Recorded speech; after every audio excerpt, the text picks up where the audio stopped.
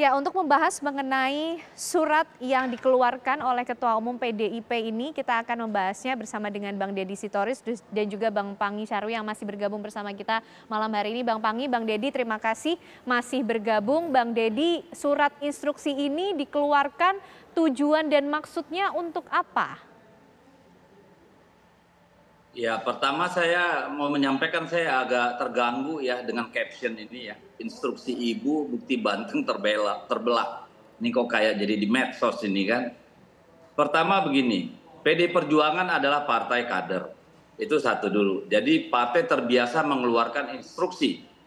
Tidak saja dalam pemilu, tetapi juga dalam hari-hari biasa. Misalnya ada instruksi penanaman pohon, instruksi gotong royong bersihkan kali, instruksi memberantas stunting segala macam. Itu karena PD Perjuangan partai kader. Yang kedua, kali ini adalah baru pertama kita serentak, ya pemilu serentak baru kali ini diselenggarakan, sehingga tentu wajar jika partai ingin agar pemilu legislatif itu linear dengan yang namanya pemilu presiden, gitu ya. Kalau dulu sebelum pemilu serentak ini yang dilakukan adalah mengingatkan caleg-caleg yang sudah selesai berkontestasi di pileg agar kerja keras di dalam pemilu presiden, gitu ya. Jadi ini hal yang biasa kita lakukan untuk mengingatkan kader. Kalau ada pilkada juga sama, pasti akan ada instruksi-instruksi untuk bekerja dan sanksi bagi yang tidak bekerja dalam pemenangan pilkada. Misalnya kita dulu memenangkan Pak Jokowi di Jakarta, seluruh anggota DPRD se-Indonesia itu gotong royong di Jakarta memenangkan Pak Jokowi, bahkan sampai ada yang meninggal tuh yang dari Jawa Tengah gitu loh. Jadi keluarnya surat ini adalah hal yang biasa bagi kami, karena setiap saat partai mengeluarkan instruksi. Karena PD Perjuangan ini kan memang partai kader. Jadi tidak ada bersifat individualistik, tetapi bersifat adalah kegotong royongan, kira-kira seperti itu. Jadi bukan hal yang baru, bukan hal yang perlu dipandang negatif, karena kalau orang paham PD Perjuangan, tentu tahu bahwa setiap saat hal seperti ini kita lakukan gitu. Oke, Bang Deddy, ini juga ada yang kemudian menjadi highlight dari surat tersebut, yaitu sanksi yang akan diberikan kepada caleg yang kemudian dinilai tidak bisa memberikan support dengan angka yang linear yang akan diekspektasikan pada calon presiden dan juga calon wakil presiden dari nomor urut 03. Cukup keras nampaknya sanksinya, Bang Deddy. Loh, ada pengalaman di satu kabupaten di Sumatera Utara, yang kalau nggak salah saya 6 anggota DPRD-nya itu semua di PAW karena kalah di pilkada. Ya, ada juga kader-kader yang kemudian tidak bekerja dalam pilkada, itu juga di PAW. Ada yang sudah dewan tapi nggak pernah turun ke lapangan, kita pecat. Jadi inilah risiko partai kader. Karena kemenangan partai itu artinya kemenangan rakyat. Jadi tidak bisa orang bersifat individualistik, hanya mikirin dirinya sendiri. Jadi tugas pimpinan pusat itu mengingatkan bahwa lu nggak boleh kerja hanya mikirin dirimu. Karena kalau hanya partai yang menang pemilu presiden kalah, maka tidak banyak gunanya. Gitu loh. Jadi harus satu tarikan nafas dia pemenangan pemilu legislatif dan pemenangan pemilu presiden. Karena ini pemilu serentak. Bagi yang kemudian nanti ditemukan data, ditemukan informasi bahwa yang bersangkutan hanya mengejar kepentingan dirinya sendiri, hanya mempromosikan dirinya sendiri, ya pasti akan mendapatkan sanksi yang sudah ditegaskan oleh pimpinan partai, dan itu kita lakukan dari waktu ke waktu. Hanya kali ini pemilu serentak sehingga linear dia ditarik gitu. Kalau dulu mereka yang setelah pemilu legislatif menang lalu tidak mau lagi bekerja di pemilu presiden, ya dapat sanksi juga, ada yang dipecat, ada yang macam-macam gitu loh, Mbak. Oke. Bang Panggi melihatnya seperti apa dengan adanya surat dari Ketua Umum PDIP ini? Ya, pertama saya koreksi dari Bang Deddy Sitorus bahwa itu salah juga, kalau nggak salah boleh di cross check juga bahwa pemilu serentak ini bukan kali ini. Ini sudah 2 kali pemilu, 2019 kita juga pemilunya serentak, pileg dengan pilpresnya. Nah sebelumnya memang pileg dulu, baru hasil pileg dijadikan rujukan untuk prevensi pilpres, termasuk yang disebutnya istilahnya presiden threshold-nya dipakai, expired atau tidak kan. Nah, itu yang pertama. Yang kedua adalah ada kelemahan dari pemilu serentak ini, Mbak Iren. Makanya kelemahan ini yang dicoba ditutupi oleh PDIP. Secara pertama adalah bagaimana kader partai itu harus sejalan, garis partai, ikut kepada petunjuk partai. Sehingga tidak ada kemudian caleg-caleg yang kemudian Mbah Lelo atau tidak tegak lurus, tidak pasang fotonya Mas Ganjar misalnya calegnya. Karena ada dapil itu, kadang-kadang kan dapil itu antara grassroots-nya dengan pilihan presidennya berbeda. Kadang kalau dipaksakan calon presidennya sementara dapilnya ini nggak cocok dengan calon presidennya tuh misalnya split ticket voting, itu membahayakan justru elektabilitas calegnya. Nah, dengan instruksi ini itu kan memastikan bahwa kerja-kerja caleg itu tidak bisa melupakan kerja capres. Artinya beririsan linier antara suara partai dengan suara presiden.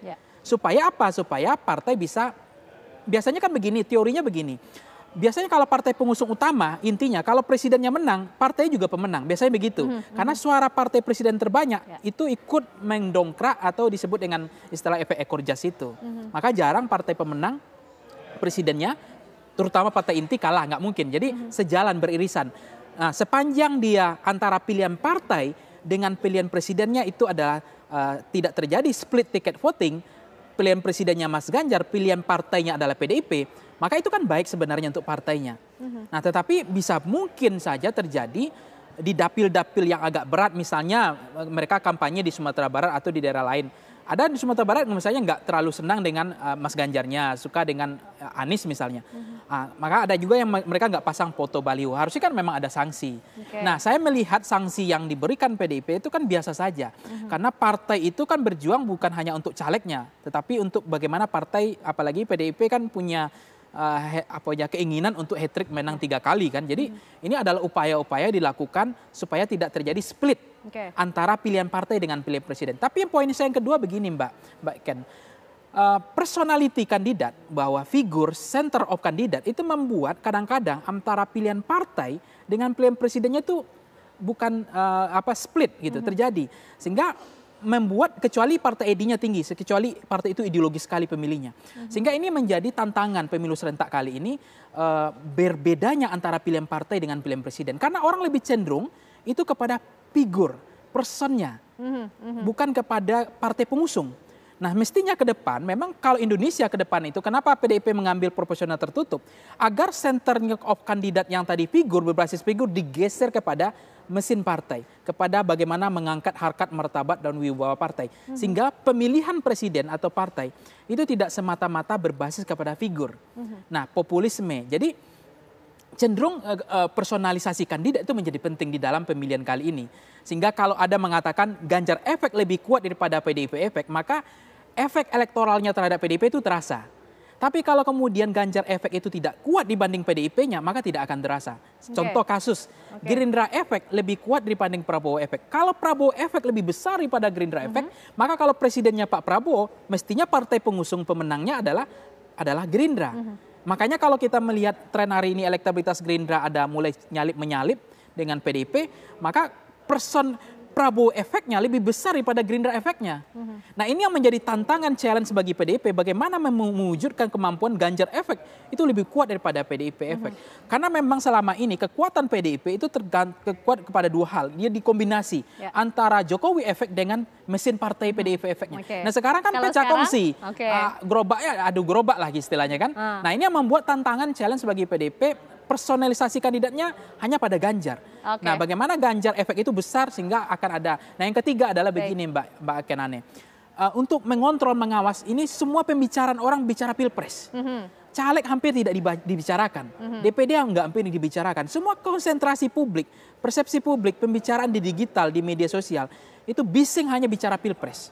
Sehingga yang lain seperti tidak di-capture, tidak di-zoom, terlupakan lah. Ini kan sebuah keniscayaan dalam pemilu serentak kita. Nah, sehingga pengawasan juga masalah. Ini yang dikhawatirkan juga oleh PDIP. Biasanya di TPS, kalau besok ini pengawasannya, orang udah menghitung pilpres, sudah pilpres orang tuh nggak ngurus pilpresnya. Dia ngurus suara caleg masing-masing saja. Dia mengamankan suara dia, bagaimana dia terpilih kembali, itu yang dipikirkan. Siapa yang mengawal suara-suara pilpres? supaya diamankan. Baik. Itu juga problem Baik, pemilu Bang Pangi. serentak ini. Nah, Bang Deddy, terakhir singkat mungkin menanggapi apa tadi analisis dari Bang Pangi mengenai Ganjar efek ini. Dan adakah kemudian Bang Deddy ketakutan juga ini akan menimbulkan adanya terbelah di internal PDIP ini dengan ada surat ini? Iya, saya koreksi tadi benar, 2019 kita pertama ya, pemilu serentak. Tetapi saya ingin tegaskan lagi bahwa ini hal yang biasa di kita. Ya, di PD Perjuangan memang seperti itu. Karena apa? Karena ada benarnya juga tadi Bung Pangi mengatakan bahwa konsentrasi orang kan lebih ke pilpresnya ya, publik. Tapi di bawah juga kadang-kadang orang lalai gitu ya, di bawah itu gitu, merasa bahwa pilpres itu udah ada yang ngurus gitu. Jadi dia sibuk dengan dirinya sendiri. Nah, ini lebih kepada surat yang bersifat konsolidatif sehingga orang tetap aware gitu ya. Memang 2019 dengan 2024 itu kan berbeda situasi politiknya, landscape-nya berbeda. Tetapi bagi kami memang ini hal yang lumrah dilakukan. Tidak saja pada waktu pemilu, tetapi pada waktu biasa setelah pemilu juga dilakukan. Jangankan caleg gitu ya, jangankan DPR RI, ini kita istri dewan aja, Bu Mega itu selalu perintahkan melakukan bansos, memerangi stunting, melakukan kegiatan sosial gitu. Itu istri anggota dewan gitu loh.